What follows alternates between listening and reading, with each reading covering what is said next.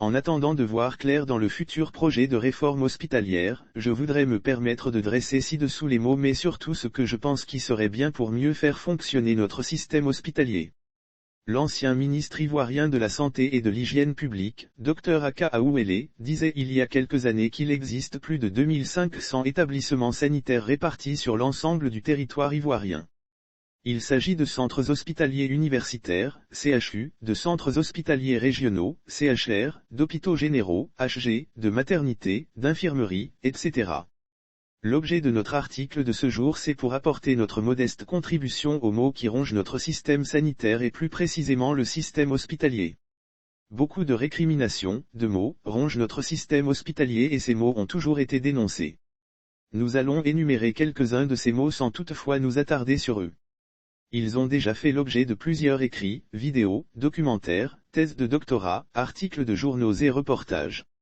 Nous voulons plus insister sur ce qu'il faut faire pour y remédier à notre avis, évidemment pas de façon exhaustive au bout d'un article.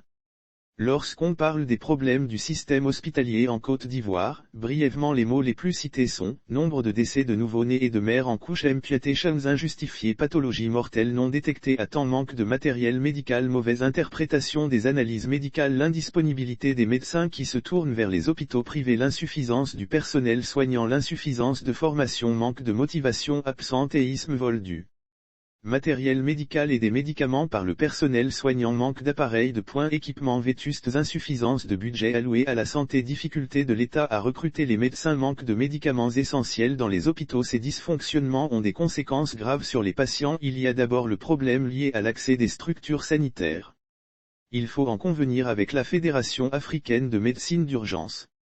Il faut absolument l'installation des cliniques de soins d'urgence de proximité. Une mesure d'accompagnement serait de construire les routes et d'améliorer celles qui existent déjà. Les ambulances doivent être équipées et doivent être en nombre suffisant.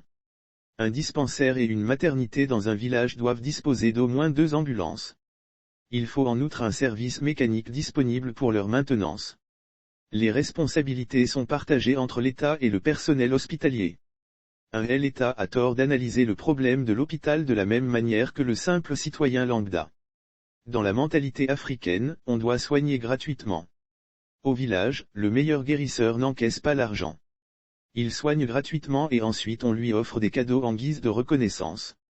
De nos jours, l'hôpital a évolué avec cette même mentalité de charité, de solidarité.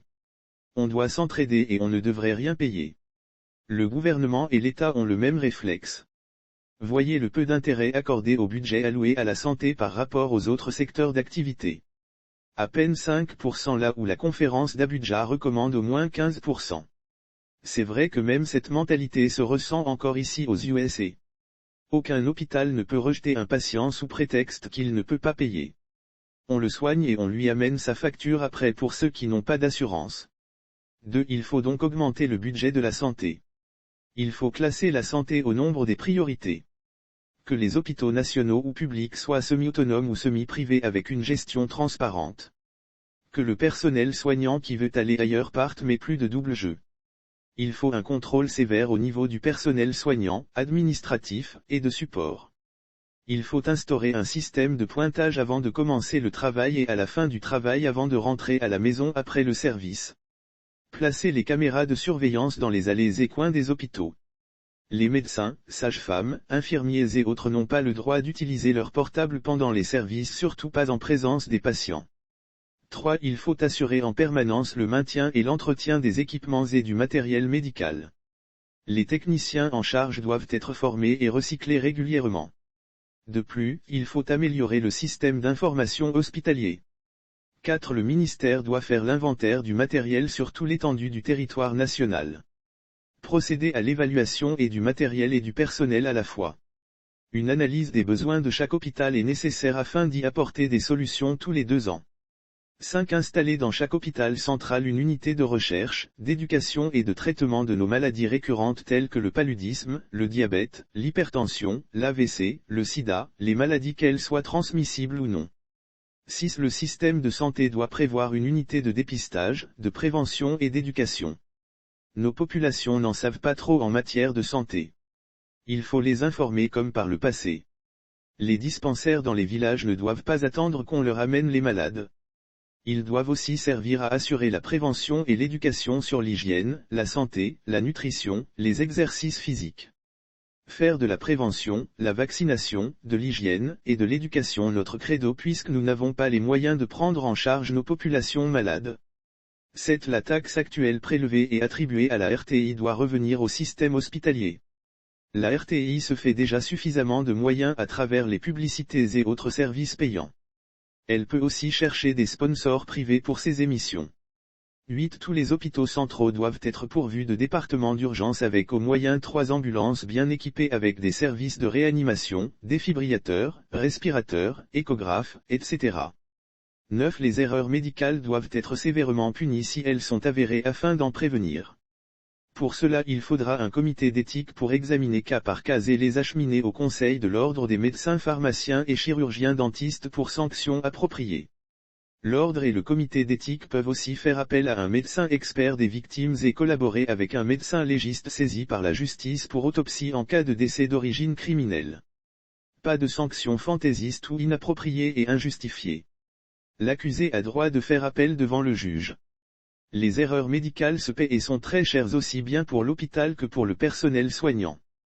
Quelques exemples d'erreurs médicales les plus courantes: mauvaise analyse des examens médicaux, erreurs de diagnostics et d'interprétation, erreurs de médicaments administrés, erreurs sur l'identité du patient, les soins non coordonnés par différents services, accident médical, négligence médicale, etc.